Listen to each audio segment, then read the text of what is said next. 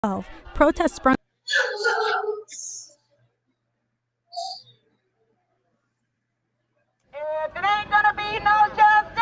when 17-year-old Trayvon Martin died at the hands of George Zimmerman in 2012.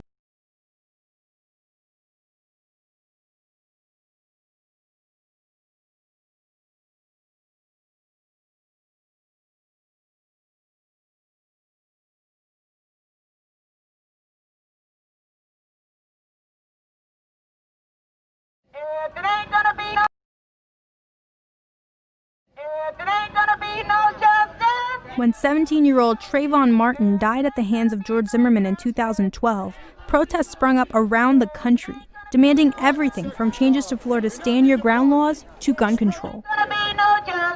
When do our children get to just be children? We cannot just act like this is some new way of teaching sociology. We can't act like this is some new need for some of us to add social justice to our programs on Sunday morning. If you don't understand the history of, African Americans in this country, you don't understand why this happened. It started off as a protest and for us to protest for this brother, but it seemed to have turned into a movement. We are on the move now. Yes, sir. Move and no wave of racism can stop us. Yes, sir. The burning of our churches will not deter us. Yes, sir. The bombing of our homes will not dissuade us. Yes, sir. The beating and killing of our clergymen and young people will not divert us. Yes, sir. The wanton release of their known murderers will not discourage us. We're on the move now. Yes, sir. We can rebuild our business, but it's hard to bring back someone we've lost from our community. And it was unjustly killed right in our backyard. They told us we wouldn't get here. There were those who said that we would get here only over their dead bodies. Well, yes, sir. Talk. Yes. All the world today knows that we are here and we are standing before the forces of power in the state of Alabama saying we ain't gonna let nobody turn us around. Black lives matter! Black lives matter! Black lives matter!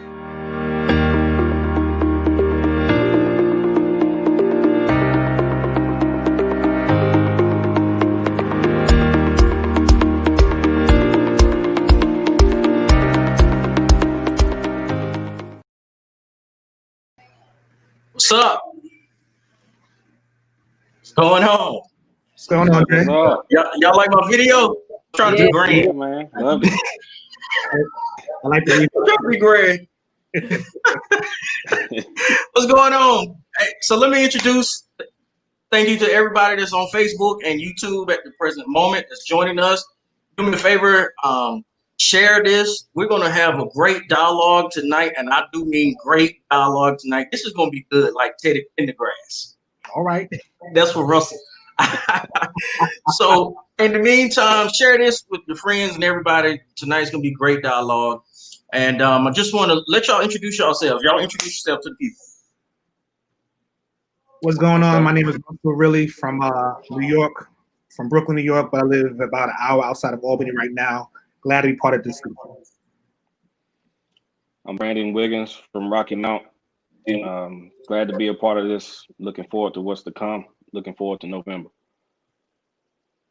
My name is Marquetta Dickens. I go by Q. I'm from Princeton, North Carolina. And thank you for having me. I'm looking forward to a good dialogue tonight.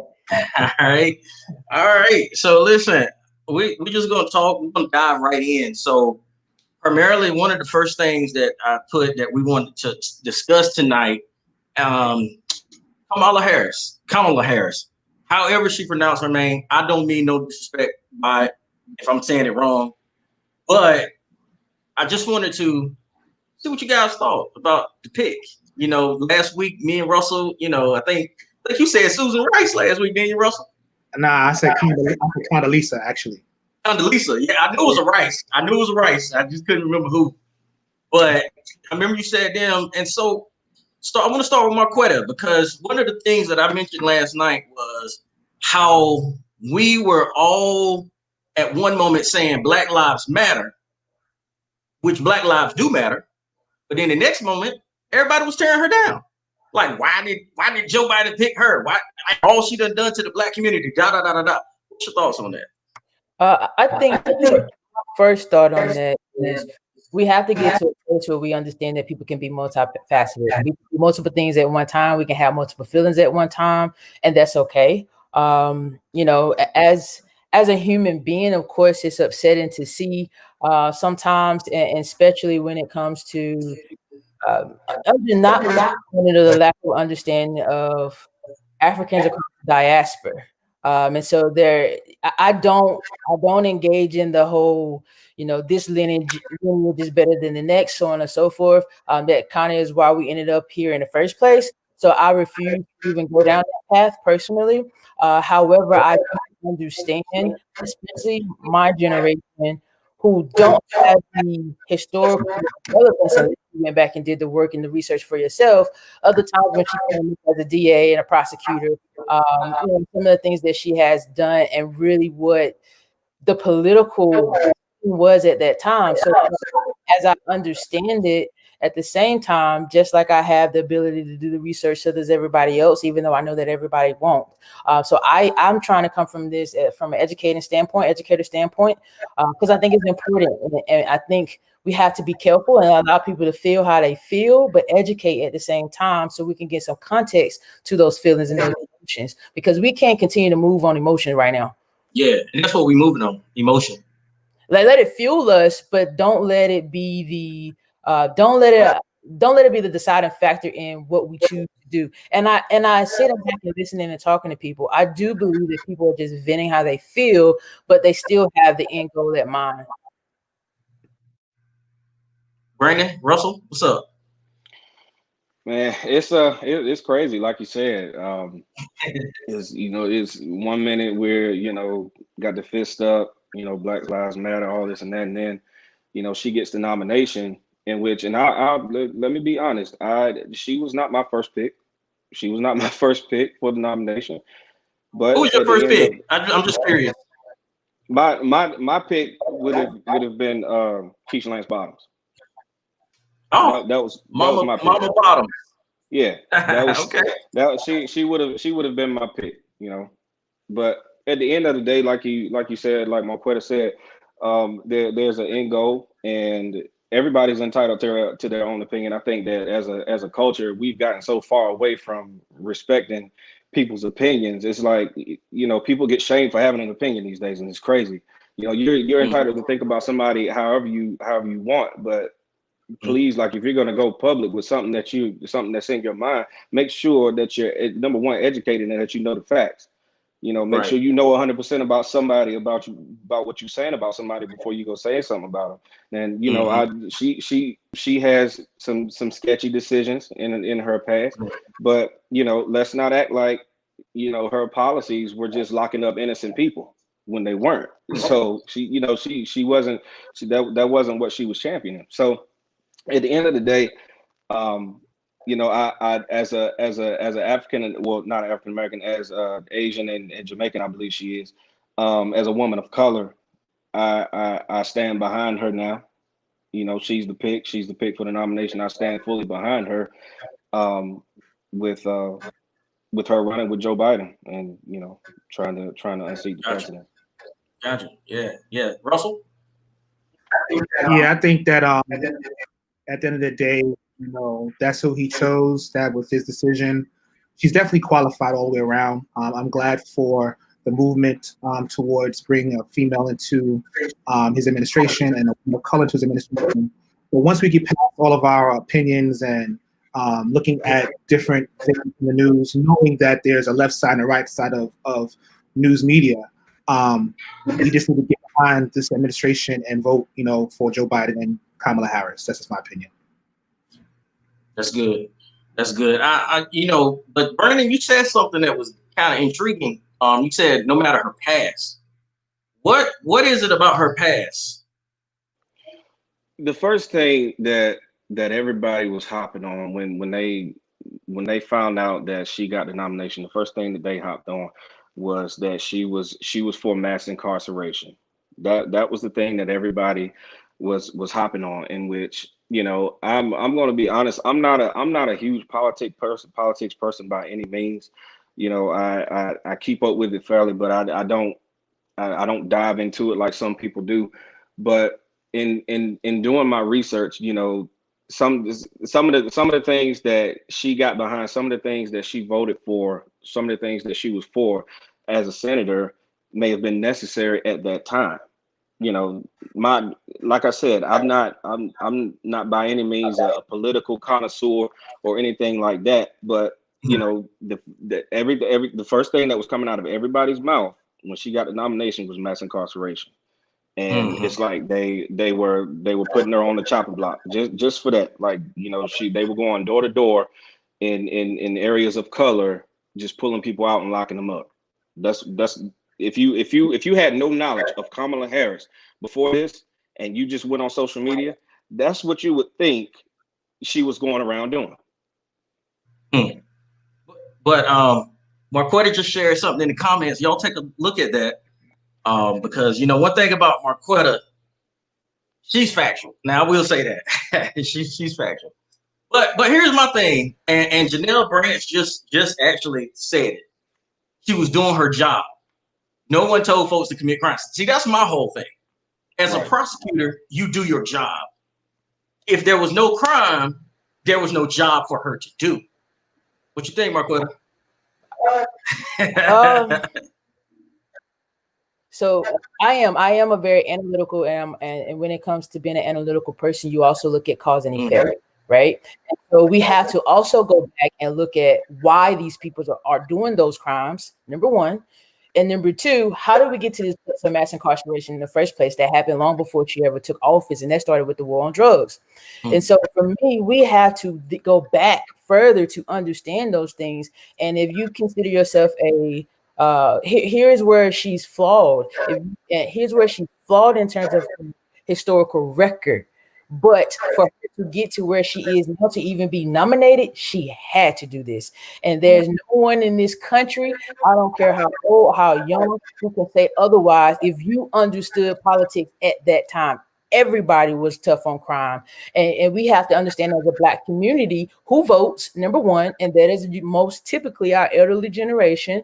And those were the people who were afraid of their freaking lives in the 90s. And we have to be real, and we have to be honest about that. And we have to have an honest conversation. Now, for me, understanding cause and effect, I want to go a little deeper into why we were in these positions and situations in the first place. And if I'm going to be in a system, I'm going to be in that system to disrupt that system, even as a prosecutor. Now, those were some of the things that she tried to do, but in a field where it is 90% male, 90% white and 80% male, she had to do what she had to do as a prosecutor, which was basically her job, which was to lock people up, committed crimes, regardless of why they were committing those crimes in the first place. Now, you and I can sit here and say, you know, well, that's what we need to do, and that's where we need to look. But understanding her role at that time, I don't agree. I will say I fully don't agree. I don't agree that punitive damage changes people, especially as a psychotherapist. I just do not agree with that at all.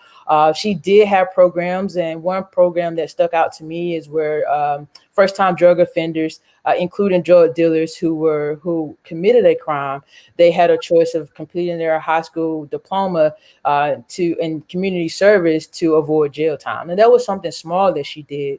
But I definitely think that, you know, I don't even want to say she could have, because honestly, at that time, no Democrat or Republican would have backed her in any type of progressive movement when it came to criminal justice reform. That's just simply not where we were as a country at that time.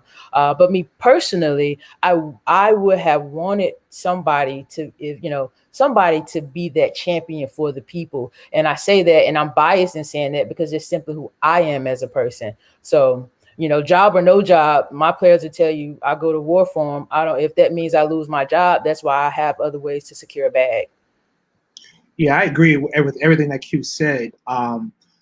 precisely the point, though, everyone has a record, everyone has a historic history for the job that they did in the various roles that they're in, and she'd be held accountable for not doing her job if they found flaws in that. So there's a good side and a bad side to it, but I give people a chance to evolve into who we need them to be and who they profess to be in 2020. So I don't want to say I don't. Joe is not a perfect candidate either. It's not a perfect ticket, but anything other than voting for this ticket will set us back even farther than what we are. Yeah, and I think it's important that we continue to have these conversations because when you talk about millennials, we are the largest voting pool at this point in time. And if any, for me, we have to understand politics a little bit better for us to feel more confident in participating in the process. And I think for so long we just have not. Let's think about it. And when we started voting, that was like Bush, right? And that was Florida, the whole ordeal in Florida, and they stole the election. Now you fast forward, and you have President Obama, and then you have Donald Trump, who stole the election. And so our generation is like, we have very little belief in the system of voting as a whole, based on what we see on a federal level, state level, and local levels. But we have to understand that now we have the political power to change that. And if we want to change that, we can't do that sitting on the sidelines. We have got to be engaged. We have got to be active. We have got to mobilize and demand what we want and stand united in that. And I wouldn't say united. We have to at least be in harmony, because there is no way that all Black people are going to ever be united as one. And we know that. Even in the civil rights movement, it did not happen. And we just need to understand harmony and what's the end goal, and it all has to look the same. Speaking of, okay, now we're on voting, right? All right. So here's my thing. What is the struggle with young people voting? What is the struggle? Why is it that there's a disconnect? I think some of it has to do with, number one, we're not really educating our youth on voting the way we should be. And then, so many, if you watch any TV at all, you got people bashing the voting process. You have administrations trying to, implement things to turn people away, like voter ID, all this stuff. There are so many things targeted against the young generation to discourage voting. It's like, they're like, well, my vote really don't matter anyway, so it's whatever. We talked on that last week, Russell. How people are discouraged about voting, but there's a lack. And Marquetta, you did comment on this last week when we talked about that. We register people to vote, right? But there's a disconnect from the time they register to vote to the ballot. And the disconnect is the education, because they don't know, like I said last week, they don't know county commissioner, they don't know any of that or what it is. And Marquetta, I think, can you enlighten us on that? I think you mentioned something last week that it starts in school. It was a comment you made. I can't remember, but it was what you said last week. I'm getting old, Marquetta. I can't remember. I say a lot. So, I can't remember what you're talking about exactly, but if it's in terms of school systems and education, right. we have to remember that public education is simply to assimilate. It was not formed to necessarily teach certain things. It was basically formed to assimilate into America. And we did not have as Black people, as descendants of enslaved Africans in America, we never had that, that process of being nationalized. And so public education was the way of assimilating us into white America, pretty much. And so when you talk about the whitewashing of history, well, why do you think? You know what I mean? And so we have to understand things from a systematic standpoint a little bit more. But in terms of, for me, my opinion on why we don't vote, who listens to young people? I'm having this issue myself right now in my own town. Who listens to young people? And I'm not young. I'm 35 years old. I've traveled the world. I'm educated. But because I look young, and there is this, I don't know what the word I should use, but there is this energy around young people and young energy that we're just destructive and we don't follow. We have to wait our turn and stay in our place and those type of things. When what people don't understand is at 35, I'm fighting for my future. I'm fighting for the future of my future children. This You're a taxpayer just like everybody else. Exactly. You know, this ain't no time to wait in line. You've had your opportunities and you've had your chances. Now, if you're going to bridge the gap and we're going to work together, that's one thing. But you're not going to tell me to sit to the back of the bus because it ain't happening. You know what I mean? And so for me, that is the biggest disconnect is people don't listen to young people. So it's like, why do they vote? But the education piece of why you need to vote needs to happen so that they will listen to you. You know, I think it's the older generation that don't know how to let go of the guard. I don't think they know how to turn it over to the young, to let the young who is more advanced in technology, which is needed in today's time, take over and do what's needed. And at the same time, to hold, you know, my generation accountable, we're not, I mean, there's so many positions that's available that we can run for, but we're not making our voice heard by running for these positions. You know, there's several seats that's available in several counties. And we got so much to say on Facebook, but it starts with not only the vote, but putting yourself in the seat.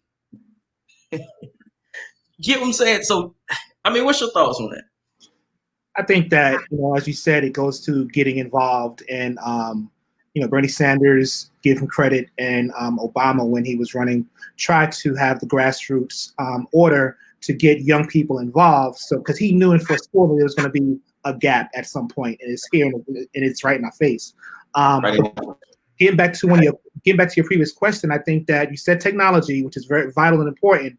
I think besides the fact that young people, millennials, recognize game, they recognize game in the workplace, they recognize game in church, they definitely recognize the whole political thing as a game. So they just want realness. That's number one. So that's why I think that a lot of them are just disconnected from it. It's not right, but it's my opinion. Secondly, I also think that for a lot of millennials, you know, if it doesn't revolve around your phone, it's not happening. So why can't we update and streamline the voting process so that you can do some of these things without having to stand on a line, without having to fill a piece of paper? Right. People, whether young or old, they're just not with that in 2020. Let me ask you this. Is that why your congressman last night got up there and said, I hereby second or motion, whatever she said, Bernie Sanders? I'm like, what? Yeah, that's politics. Is it because of the progressive movement? I mean, that's her. That was disrespect, though. I ain't gonna lie. That was, whew. That's part of the game. Had to happen. Ruthless. It had to happen so that, if you understand the politics, it had to happen so that Bernie could be nominated, so that he can now turn over his delegates over to Joe Biden. I'm with you. Yeah, I mean, I get that, but at the same time, it was just still ruthless to me. I mean, that's just, you know, I don't know, but 60 seconds. Yeah, that's man. But speaking of that, what did you guys think of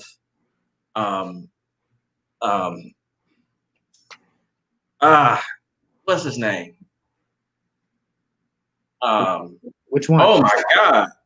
The speech last night. Oh my God. Clinton's. What did you guys, did y'all see that? I didn't catch it. I saw it. Doesn't it seem like we're just stuck in the day in the Democratic Party?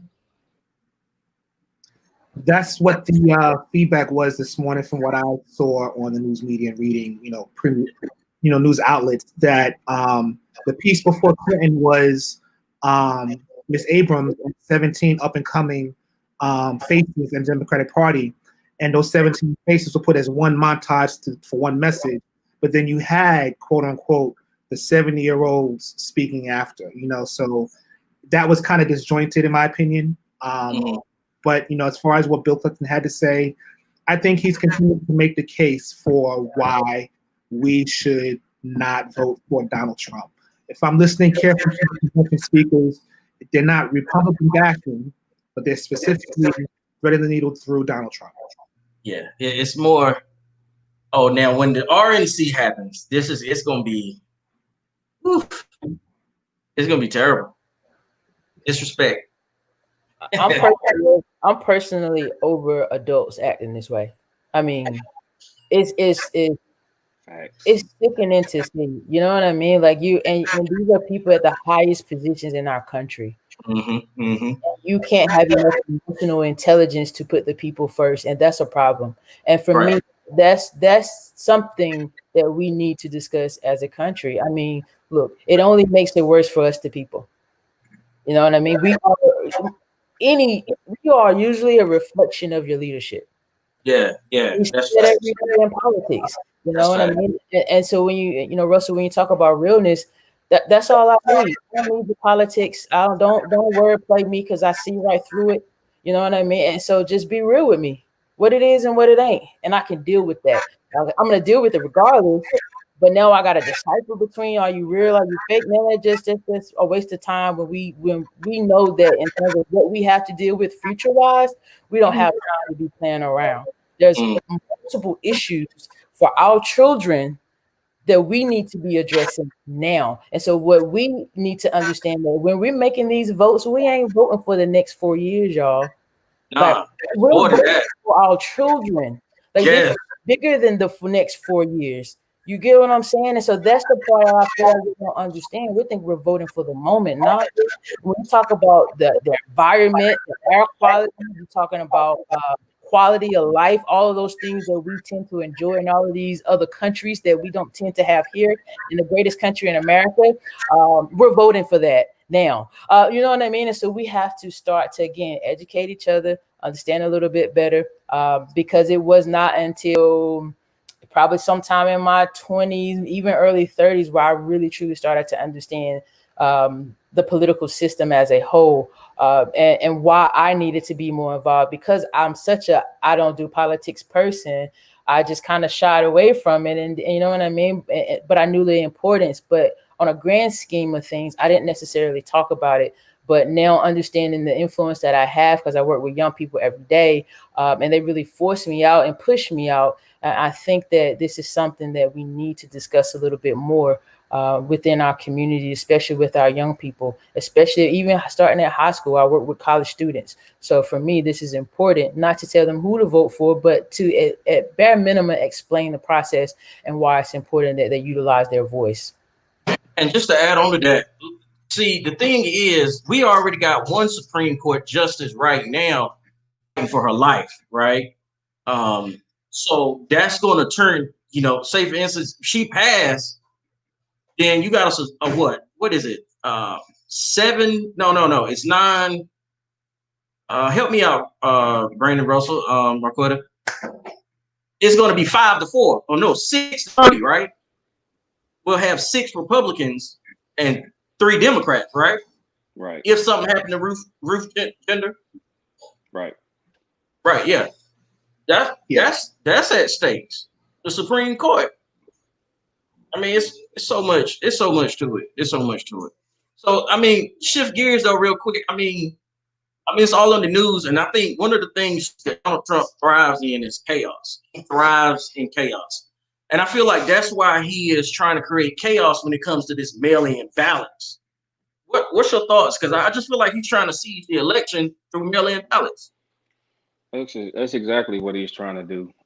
He knows that on the Democratic side, Democrats are more likely to vote via mail than Republicans. I mean, the numbers are staggering. Knowing this, and this was even before that bit of information came out, they replaced the old Postmaster General with a new guy. I forget his name, with a new guy who's a major donor for not only Donald Trump, but a lot of the major Republican players. And so they've been this thing has been it's not just happening just now. It's been in the works for a while. You know, nine times out of 10 in politics, when you see something come out, it's been in the works for you know, days, months, years in the making. You know, they've been conjuring this up since November 2016 when he won. So you know, they're trying, you know, he's trying to do everything possible, everything he can to try to number one, delegitimize the voting process, number one, and two, just scare people away from voting. But you know, my thing is, how can you say you don't trust mail-in voting but trust absentee ballots? That one, you know, I don't get that. How do you? I don't get it.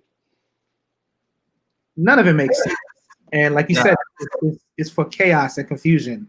So Mr. LaJoy, thank you, Janelle. I said Louis DeJoy is his name. He's the Postmaster General. You know, he's definitely somebody that's not, as usual, somebody that's appointed by Trump to do the dirty work. But regardless of mail-in ballot, you know, I've seen different things. People are saying that don't mail it in, bring it to the DNC, bring it to a specific location. I'm with all of that, you know, and as much as we get on lines for DMV, the bank, whatever, I don't care if it's 10 degrees and a blizzard outside, the same way that we as a people mobilized for Mr. Obama years ago. We were out there in the morning, late for work, didn't go to work, whatever it was. We was out there all day. If that's what we got to do, we'll do it with our masks on. Give me 6 feet, I'm good. We're just going to get it done. See, yeah. But see, the thing was, I think. Yeah, and I think. Go ahead. Go ahead, Mark. I was gonna say too, like, you know, I know we're talking about the and not to shift it anywhere, but the way we mobilized for President Obama was beautiful, right? But again, we talk about the grassroots efforts, and for me, we have to get back to that on the local level too. You know what I'm saying? That's huge. And when we go out and vote, we have to talk about the down ballot. Like, we let Obama down his second term when we didn't show up to vote for the Senate. You know what I mean? And so people can sit here and bash him about what he couldn't do or didn't do, so on and so forth. But we didn't do our job as a people. You know, and so we have to talk about that, because we can win this presidential election and feel like we're closer to, you know, where we want to be, when definitely not where we want to be in its totality. But we're saying we're getting a step closer by getting Trump out of office. Then we have to make sure that we vote the Senate in, because if we don't, they're going to do this. They're going to do the same thing they did to President Obama in his last term. And so that, for me, is a point that I feel like we must continue to talk about. Locally is a whole nother challenge. Every time there's voting, there's people who are in seats that no one has ran against them in probably almost damn near 10 years. So, you know, for me, that's kind of where I'm focused, and where I'm starting is on the local level, because I want the trickle up effect. I want to be here with my people in the trenches, and that's how you start the educational piece in terms of the larger scale of voting. That's good. That's good. I mean, what's the difference though with the election of 08 and the election of 2020? We got comfortable. Big time. Yeah. I mean, it got comfortable, and it's the same reason why it plays into why a lot of young people don't vote too, because we're comfortable. We're uncomfortably comfortable. That's good. Our ancestors didn't have that. They didn't have the privileges that we have. They fought for that through their vote, and that's where I'm trying to young people my age understand that people literally got for you to feel the way that you feel. You know, not to be here living to feel the way that you feel. So to me, it's all about honor and respect, you know, at the end of the day. And so I know my people are out there fighting for my right to vote. And so for me, I think it's important that I understand why. And I think we have to understand that a little bit more too. And then go a step further and understanding. I know people say, well, if your vote didn't matter, people wouldn't be so hard on oppressing it. We have to take a look at what that means in a democratic society. People want you to think the vote don't matter or it don't count. That's what voter suppression is. That's facts. And to piggyback off of what Q just said about us getting comfortable after the 08 election, that's the primary thing. If we're to win this election, if Joe Biden is to win this election coming up in November, that's the one thing that they're banking on again. They're banking on us being comfortable. They're banking on us not keeping this same energy that we got now. That we, all this anger, all this animosity that we got built up that we're gonna take to the polls. We got to keep that same energy up. We just can't go vote. We can't go vote and then just leave it at that. We gotta, the same way we're trying to hold this current administration and our senators and our congressmen accountable. When and if it flips, we got to keep the same energy and continue to hold these people accountable, whether it's red or blue. Can somebody research real quick? I know Janelle is in the comments, Tanisha's in the comments. Are we at the year where we can flip the Senate? I'm not sure. What I'm asking, is there enough Senate seats up for election right now where we can flip the Senate? Yes, there are. Oh, they are. Okay. And okay. we have a more than average chance, I would say, of doing it. But we gotta do it. We gotta attack the polls, man. We gotta do it. We gotta turn out. I also think one of the big changes between 2008 and now is clearly some of us voted for a person who looked like them, really didn't care if he had the qualifications or not, but he did. That was number one. Number two, we had just been under a presidency of George W. Bush, who looks very lovely right now compared to the one we have now. So all that happened during that time, the recession, the housing market, all those things were vitally important, where people were just fed up enough where they needed and wanted to change, and Mr. Obama spoke of change. Facts. That's good. So at the end of the day, I guess the main thing is getting out and voting.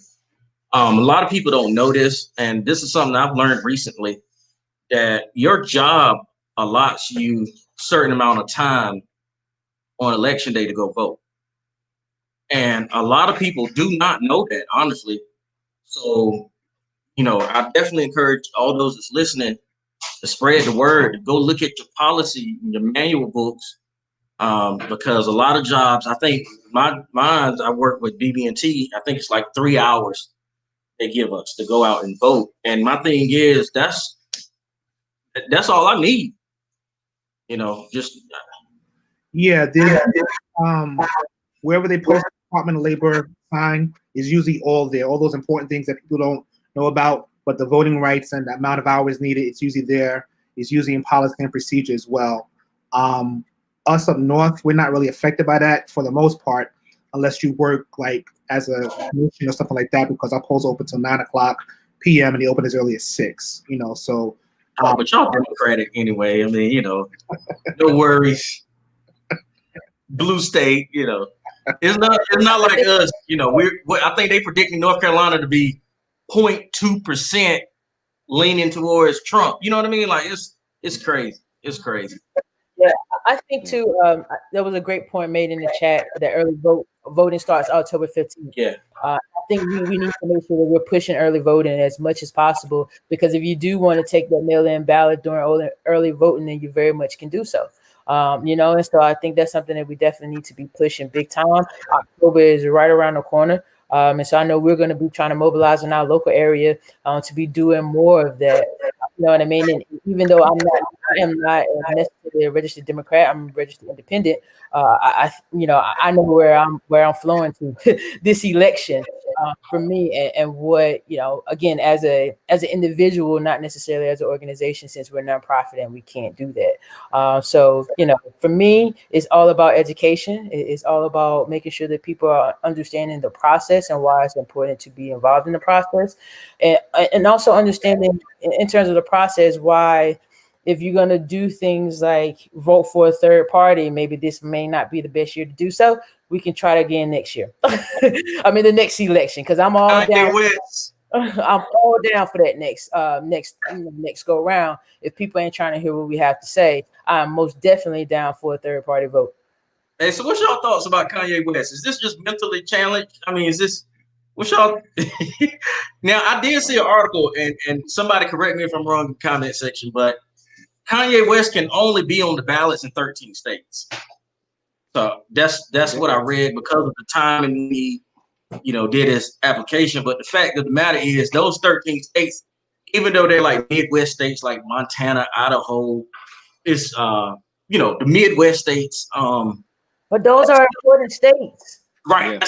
Thank you. Those are states. Like, for me, his narcissism is showing. I mean, I'm just being, I ain't trying to diagnose the guy, but I mean, he's a narcissist. It is what it is. He's thinking about himself in this moment. Now, granted, he's a brilliant and a very intelligent man. And at some point in his career, he may be able to do that when he evolves. But right now, this is not the time for you to be thinking about yourself and your ego. We don't have time for that, Kanye. Sit down somewhere, please. Yeah, I'm a firm believer. And when go ahead, Russell. Go ahead, Brandon. I was just gonna say, I'm a firm believer that, I tend to believe you the first time when you show me who you are. I believe you the first time. Kanye showed us who he was when Trump first took office. So he's not fooled. He definitely didn't fool me. But the thing is, I clearly think that there's a check involved somewhere. He's being compensated generously to do this and to get out in front and make a fool of himself. You don't get people like that who are that smart to do that for free. So I clearly think that there's money involved, and on the flip side, the Republicans are banking on him trying to steal some of the black vote, which to my surprise, he's been incredibly effective at it with some people. It behooves me, like you would rather vote for. You would rather talk. Brian, he legit said Kanye West. Right. And I'm like, dude, your opinion is your opinion. Vote for whoever you want to vote for, but don't be ignorant. Don't be ignorant. Don't spend 3.5 years down talking Trump and making all this fuss about Trump and his administration, and you turn around and vote for somebody that's getting ready to help this fool get back in office. No, don't do that. Because what we have to understand, again, I'm all about strategy. Maybe that's just the coach in me, but it's all about strategy and what is our end goal and what is going to get us closer to that end goal. And I just don't understand making if our end goal is to get Trump out of office. Now, here's the thing: that's not some people's end goal.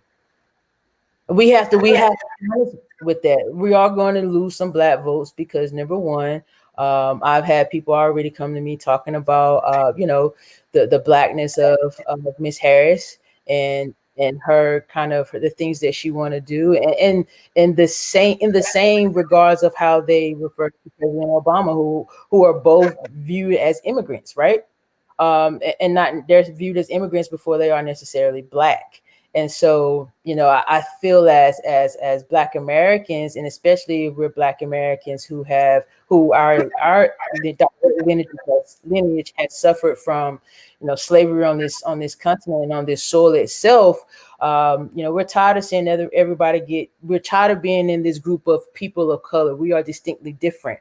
And so people are also tired of that, which is why we will lose some of the black vote. And if Biden and Miss Harris don't address that, we're going to lose even more. And I'm one of them for sure who will be third party vote if descendants of slaves in America aren't addressed. Like, we have to address that. you got to correct the issue. You have to correct the problem, and people keep walking around it, and we can't. And if you're a friend of Wall Street, then those are the people who we need to be asking for reparations from anywhere in the first place. So my whole thing for the next election, starting this election, is reparations. I don't know about anybody else, but that's what I'm screaming and that's what I'm yelling. I'm bring back Reconstruction period, please, because we were doing great in those small 11 years that you gave us. Bring it on back. It's time to bring it on back home. It's time to recorrect the sins of this country that everybody knows about. And so for me, it's time for action, man. We're real. We recognize it. We understand that we gave this country trillions of dollars of free labor in today's money. So we need some of that. And because if we had that, then you wouldn't have the high rate of crimes for Miss Harris to be locking people up at the rate that she did in California. That's good. Russell, what's up? It's hard to follow that, but everything she said, I'm completely correct. I was going to say that as far as Mr. West, man, we spent too much airtime on that already, bro. That's what I was going to say on that. But for New York, early balloting is starts October 24th in New York, and then it's November 1st. So New Yorkers hop on that, and let's just get it done, man. Yeah, I agree. Now I want to touch because we got about 10-15 more minutes. I want to touch on and follow up on the conversation I had last night, which was very, very interesting, by the way. A lot of people enjoyed it. I got a lot of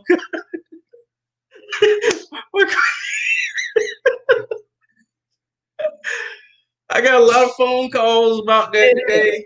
I'm gonna go ahead and hop off. This is my cue. I already think I'm a witch because I'm not religious, so I'm gonna just go ahead. I'm no dog in this fight. No. No, because but see, thing is, okay, all right, and I picked you three, because you guys bring a lot to the table. So the question that I posed yesterday was that someone said that their pastor had not checked up on them since March, and they were so hurt. And I asked, well, what do you say to that? And a lot of people was like, well,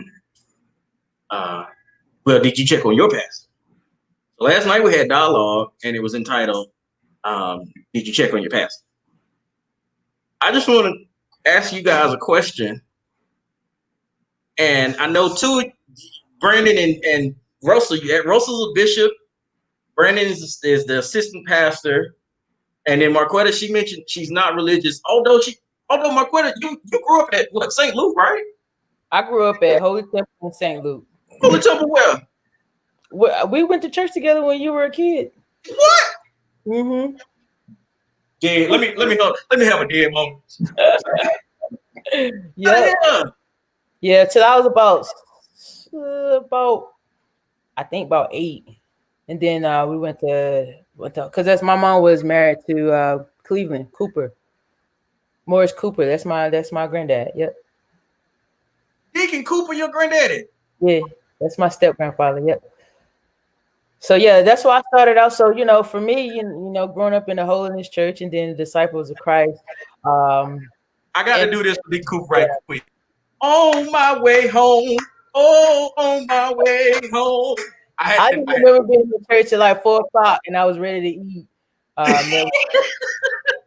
Grandma, shout out to Holy Temple. Shout out to Holy Temple. But now you went the non-religious route, and I respect that. A lot of people, for whatever reason, in church don't respect when someone say I'm not religious. I don't know why, but because I think that not to get off topic, I think for me, one, we have to understand historically what that means, and then two, for most people, the first thing that they think is atheist, right? They think you don't believe in a higher power at all, and so you have to understand too the fear base when it comes to religion, and so. You asking somebody to go against something that's ingrained in them that they're convicted of, and if they go against it, they're going to hell. Look, I have dealt with it all already myself, so I don't trip. Just don't come for me, and we good.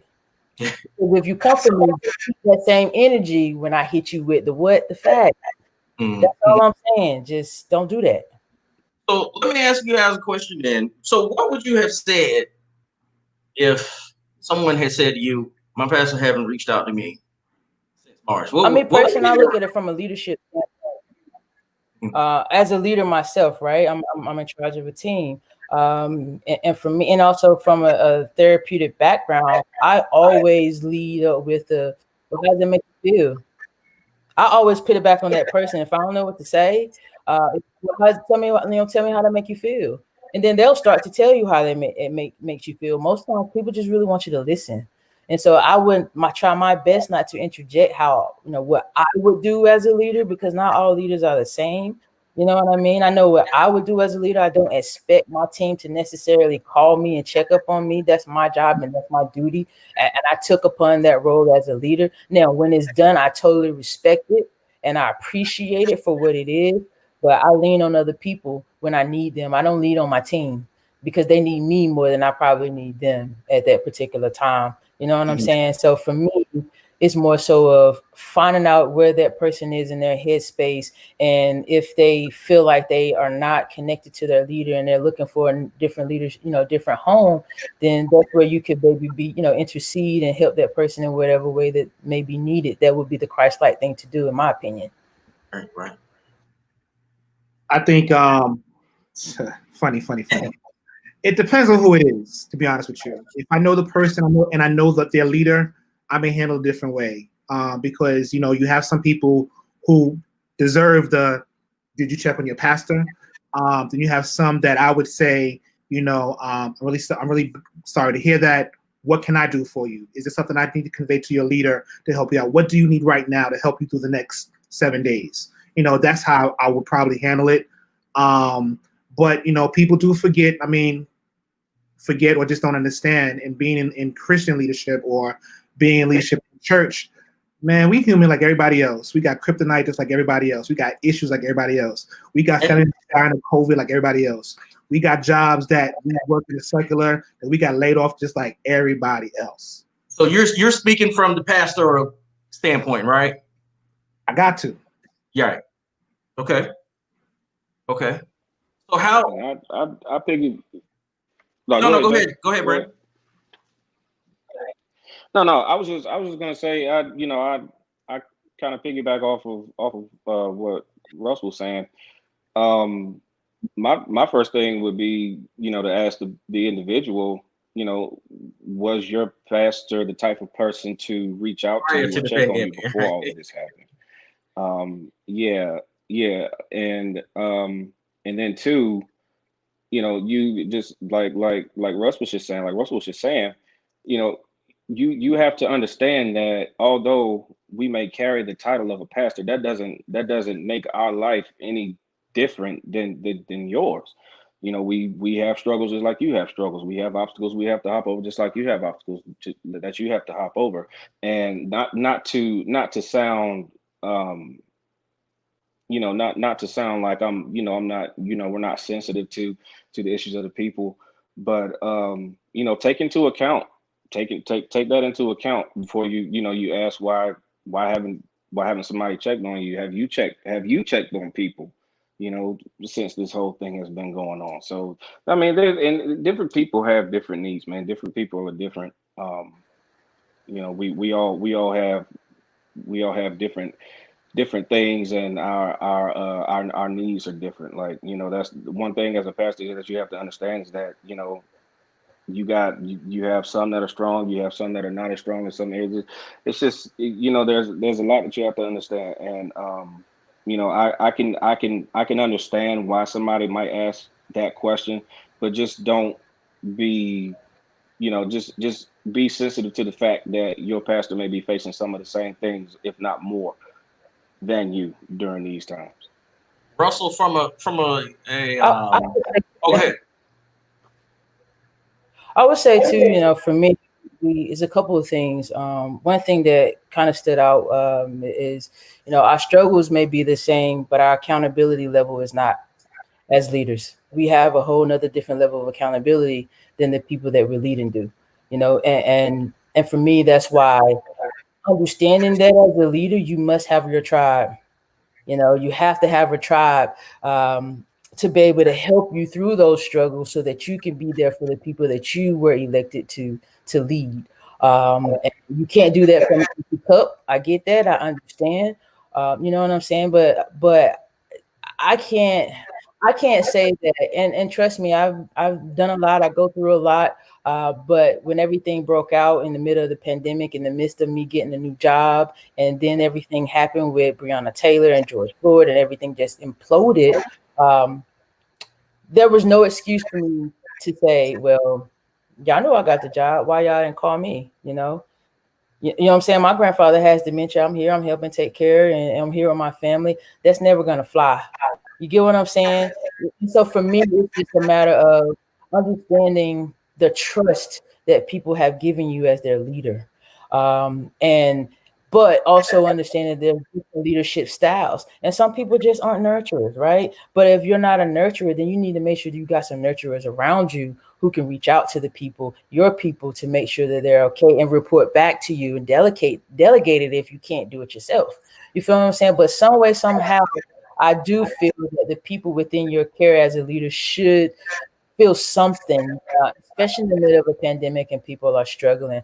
I personally, even though I don't have a dog in this fight, what I miss in the Black community in these churches is the Black church was the center of everything within the community, everything from school to lunches, like, you know what I'm saying? And so in the midst of a pandemic, to me, that is time for the Black church to thrive.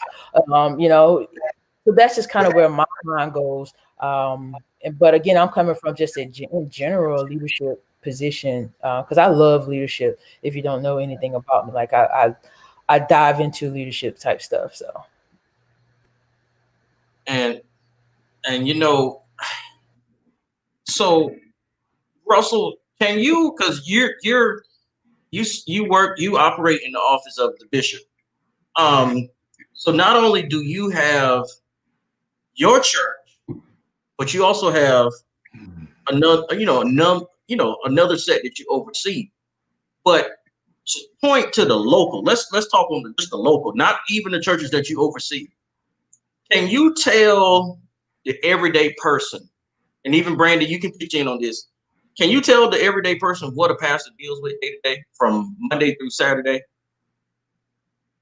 Man, because I just want to kind of paint the picture that it's not preparing a sermon and then getting in the pulpit to preach. It's more than that every day. You know what I mean? So can you kind of elaborate on that? Because I'm on both sides. Well, did you check on your pastor? Okay, all right. Well, so let's talk about that. So what is it that pastor deals with? I mean, everything from the spiritual side comes first to me, because you're constantly being attacked just for being the set man or woman of God that God is using in this season, or whatever your office or title is. Then if you have a flock, then you're responsible for that flock. You're responsible for their souls. So you're always trying to find a way to make sure their souls are fed and covered, because the blood is now on our hands. But primarily, before you even get to the church, our primary and first ministry is home. If home is right, it don't matter what's going on at the church. Like, that's just real talk. You know what I'm saying? A lot of pastors, they have a secular job as well. So you have that going on. So you're trying to work and still do ministry on your phone at work, texting, doing Bible study lessons, paying all of that. You know what I'm saying? So it gets kind of crazy just in the day-to-day, Monday through Friday or Sunday through Saturday. There's never a break. You're on 24/7. I may have a job that I'm off 8:30 to 5, but pastoring, church business, church leadership is 24/7, 365 a day, or as we say, 24/8, to be honest, 25/8. So that's a lot going on. So you add in pandemic to it, then you now have, who am I to the rest of my family? Am I the male in the family? Am I the son? My mother is of a certain age. She has certain deficits. I'm a brother to sisters. All that goes on. So just at that basic level alone, I can see how a lot of pastors struggle non-pandemic, non-police genocide, non-racism, non-fascism. You throw 2020 in this, and it's a whole new world. I think 2020 has made or broke a lot of pastors, a lot of ministries, and revealed them for who they really are and who they really are not.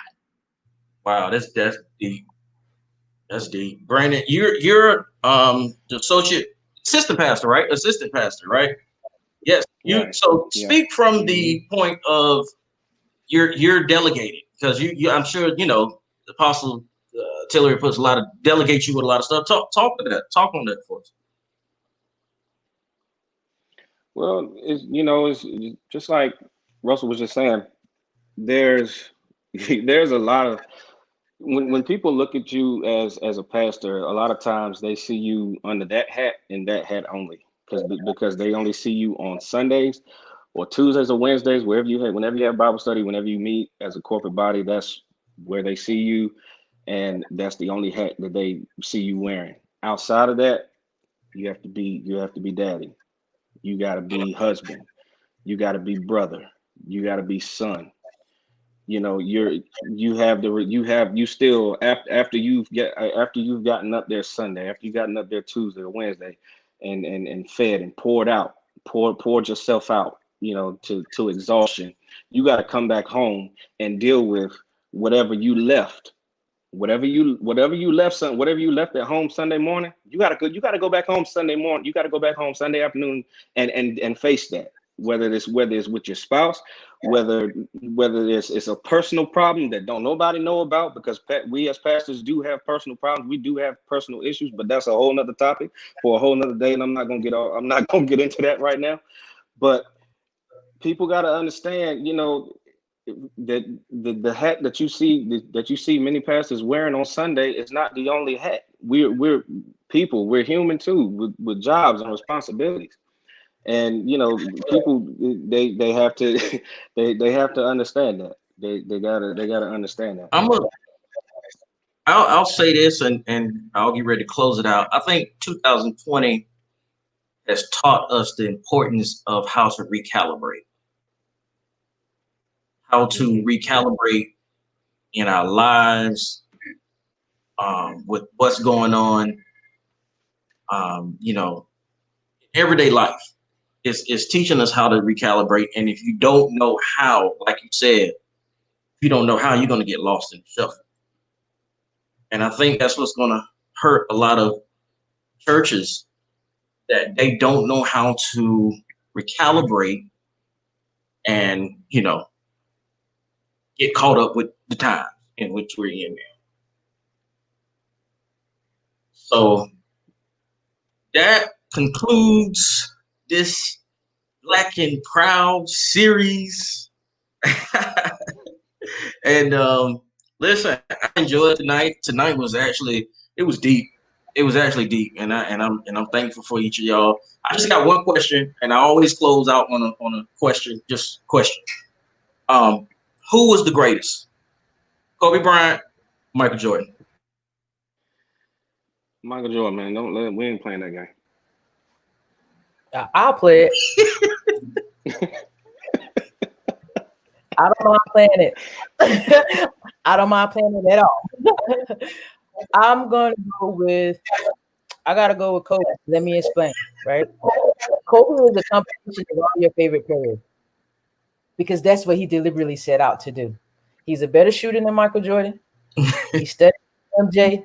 He studied the greats, Larry Bird. He's a combination of all your favorite players. And for me, I'm biased, especially this year. I'm very biased. Yeah. The Lakers is my team. I mean, Brandon, right? Me too. Yeah. Me too. Russell, who's your team, bro? I don't even want to say it. I'm a Knicks fan, so we got to pray for me. Oh God. That's Russell. That's another hat all in itself, brother. New York, you can get Knicks tickets for like $13. Man, I'm still basking off of John Starks' dunk over Jordan. I'm still basking off of Larry Johnson from the 4-point shot. That's where I'm stuck. So y'all just forgive me. You know what I'm saying? Look, you can have me on here a whole nother hour talking about basketball and diet. Look, him and Spike Lee, they sitting together just in mourning. Man.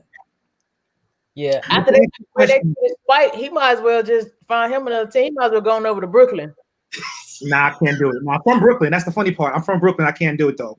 But to your point, I think that Michael Jordan is definitely in his prime, and Kobe in his prime, I think, a better player, not athlete, I mean player, for how he played the game, how he prepared for the game, and etc. It takes nothing away from Kobe. I just think from what I saw out of both of them, Michael Jordan is the better player, not the best athlete, maybe not even the better champion, but the better player. Okay, so I'll close on this.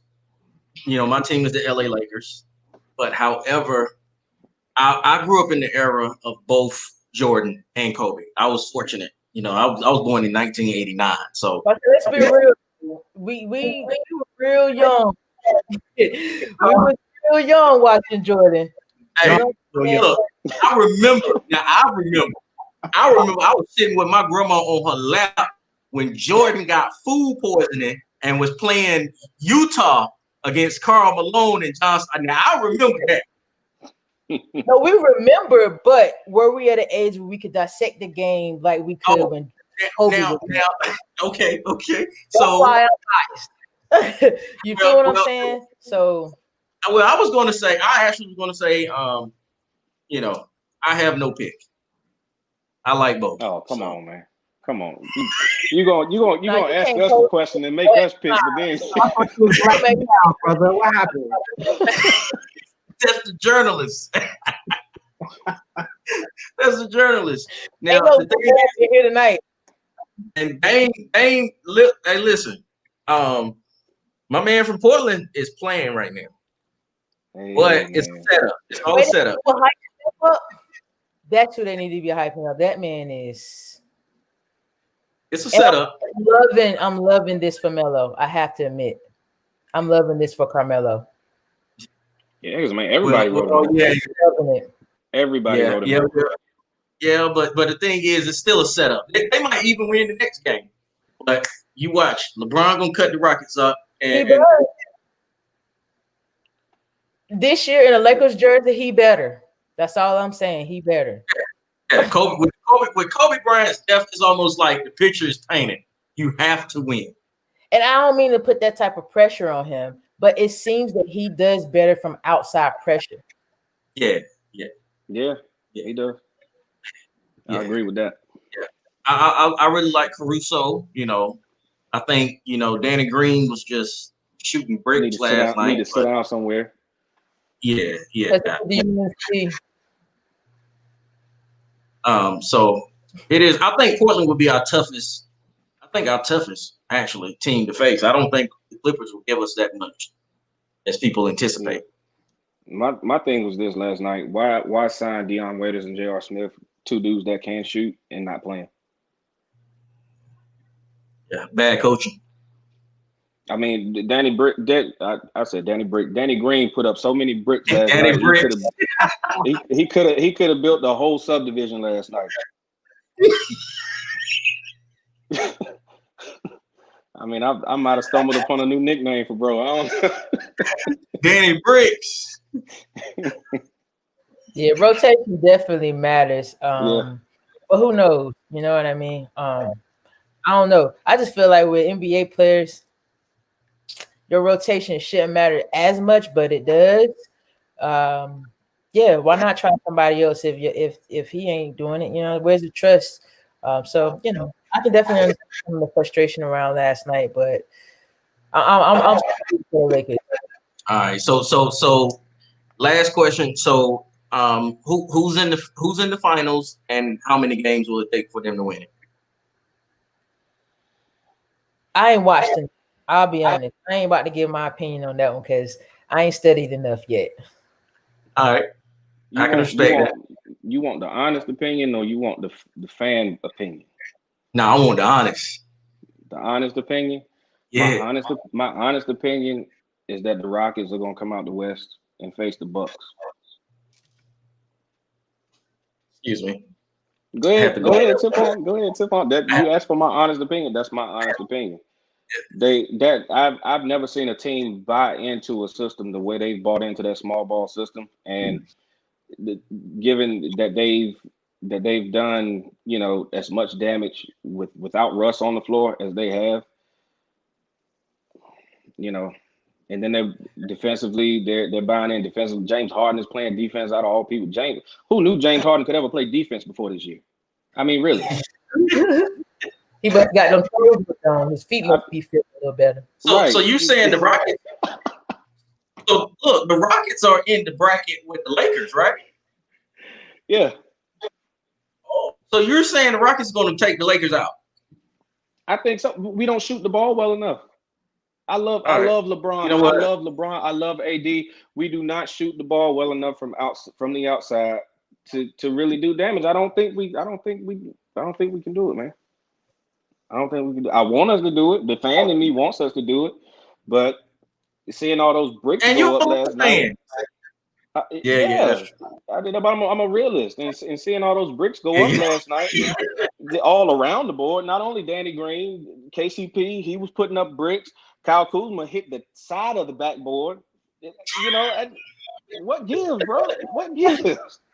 But now, just check Russell out. He has not said anything since he has announced that he's said Nope. Go ahead and say the Trailblazers in the Bucks. That's what I'm doing. Oh, you got the Blazers? Okay. All right. Okay. It's something about Dame. Dame is. Skip Bayless put the fire on Damian. So now, even before that, Pat Beverly and Paul George. You know, they relit dude, man. You know who's gonna guard him? I mean, he's pulling up from half court. Who guards that? Exactly. That's what I'm saying. Like all the pressure, his overall game, like I respect, you know, what Steph did to the game. At a collegiate level, I hate it. However, at the pro level, if you could do it, you have that skill set, great. And I respect how he revolutionized the game a little bit from the 3-point line. But what Dame is doing and his overall game compared to Steph, to me, there is no freaking comparison. There's no comparison. Like, yo. I'm about to blow y'all away with one I got. Here's my finals, and we'll go home on this. Y'all ready? Yeah, I'm gonna just go ahead and put my hover over the leave studio. Crazy. Slam the door, Q. Slam the door on your way out. All right, coming out the East. Y'all ready now? Coming out the East, Miami Heat.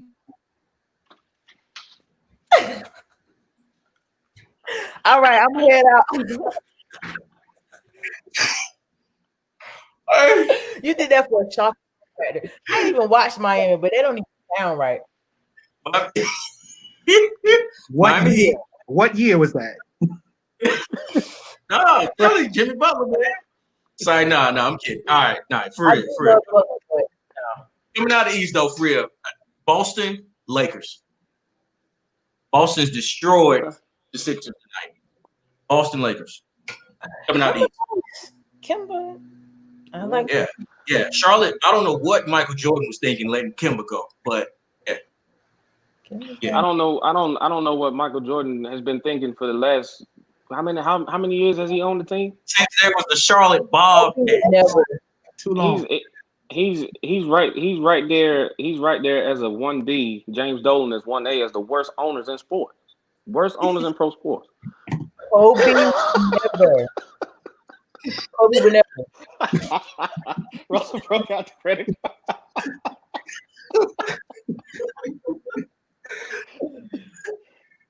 Hey, Janelle said we're not gonna leave this without saying y'all really need to watch the WNBA as well. Okay? Oh yeah. You're not gonna leave that out tonight. I have to represent for the WNBA and the things that these young women are standing for unapologetically. And so I appreciate them for putting the spotlight on Black women and the injustices that are happening to Black women across this country that are undermined a lot and not necessarily talked about enough. And so there's a shift. We know that, universe, energy, however you want to call it, spirit it's a pendulum. It goes from one extreme to the other before it balances itself out. And I feel like as a whole, that's where we're headed to. And that's why you're seeing more women in leadership and things like that. I think things are just starting to balance out. And I think it's really, really good for our country and for our world and society as a whole. So shout out to the WNBA. My cousin Paris too. She just got picked up by New York. She's another one from Princeville. Family from Princeville. She grew up in Greensboro. Played at Greensboro. Played at UNC. So let's make sure we show her some love from the And crib. to those of us on Facebook right now, at the top right corner is D. Marquetta Dickens. Broke all records at Tarboro High. Jersey is retired. Went on to play at NC State University under Coach K. Yao. Tell us more. Did you go to the WNBA? I had tryouts, but just what messed me up was I played a different position than I typically do in college. I was just a dog. I didn't care what you put me in. I was gonna get it done. That hurt me at a professional level, but I did play for 2 years professionally before I started coaching collegiately at North Carolina Central. And I'm a head coach now at William Peace University, Division III level, and I enjoy it. It gives me opportunity to be close to my family and still, be in leadership and do the things that I love to do, and still be a part of this beautiful game. Yeah, respect. Beautiful. Respect. All right, man. Well, listen, I appreciate y'all guys tonight. Listen, I don't know when the next Black and Proud series will take place, but I definitely want to do something soon, especially leading up maybe the week of the election, where we can really bring about 10 people up here and we just go off. You know what I'm saying? We need to do something around the local election. Right. Around Nash-Edge County elections. Yeah. We need to, because what's missing from that is the grassroots efforts. No one knows who's running. I had to dig through the Board of Elections website to try to figure out who the heck is running and when, who seats up and all of that good stuff. It's very hard to navigate. So if we can simplify that for the local level, I think that would be a great way to really, talk about some stuff. What I'll do, I'll reach out to you and Brandon, because I do have something planned with the location. Okay. So, and it's actually downtown Rocky Mount, actually. So it's which is, I think, is a great spot. Anything downtown Rocky Mount is good. But I'll get with you all out there and let's do it. Yeah, we'll talk. Okay. Well, listen, I appreciate everybody that came on tonight on Facebook and on YouTube as we multi-stream tonight. As I had my good friends, Marquetta Dickens, Russell Riley, and Brandon Wiggins. Listen, they all are doing great things in the community. Follow them on Facebook or Instagram or any social media platform that they might have. I got this down pat. Y'all sound good saying this. Follow them on any social media platform that they might have. And so until next time, I'll see y'all soon, man. Y'all be good. Stay safe. Thanks, everybody. See y'all. Peace out.